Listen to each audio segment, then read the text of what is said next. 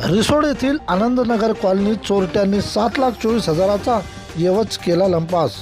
वाशिम जिल्ह्यातील रिसोड येथील आनंदनगर कॉलनीत रात्री 2 ते 3च्या दरम्यान विद्युत पुरवठा खंडित असल्याने अंधाराचा फायदा घेत कोणी घरात नसल्याचे पाहून अज्ञात चोरट्याने सोन्या चांदीचे एकूण 7,24,500 रुपयांचा एवज लंपास केल्याची घटना घडली असल्याने रिसोड शहरात एकच खळबळ, चोरट्याविषयी नागरिकात दहशत।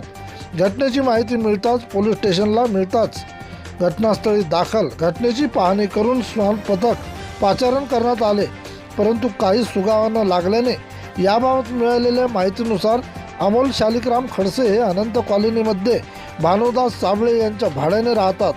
ते काही दिवसापूर्वी मूळ गावी शेलू खडसे येथे गेले होते।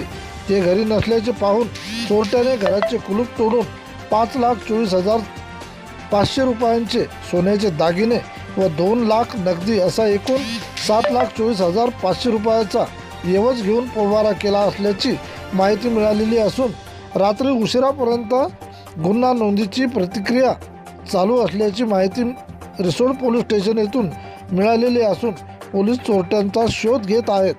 प्रतिनिधी किशन काळे।